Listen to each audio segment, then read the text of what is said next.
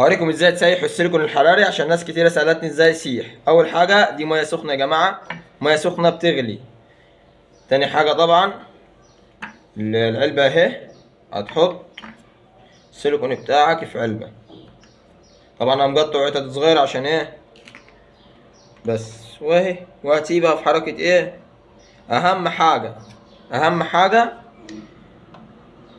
السيليكون ما يطولش مية نهائي، عشان لو طال مية هيبوظ. بس في المية السخنة هتسيبه في حركة 10 دقايق هتلاقيه ساح.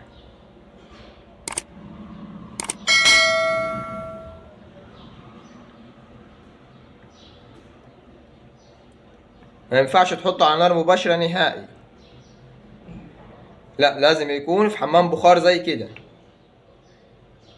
هو هيسيح مية غالية تغليها في كتل عادي، تغليها على النار عادي، زي كأنك هتعمل ايه، هتعمل شوية شاي. تغلي المية على الآخر وبعد كده تفضيهم في علبة وتحط في علبة تاني، وهيبدأ يسيح من تحت اهو. بس معرفش الكاميرا جايباه ولا لأ.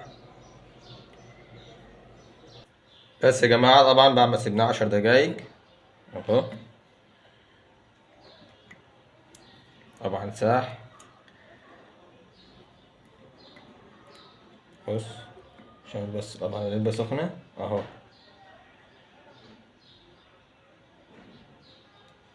طبعا سحبه جا مية مية.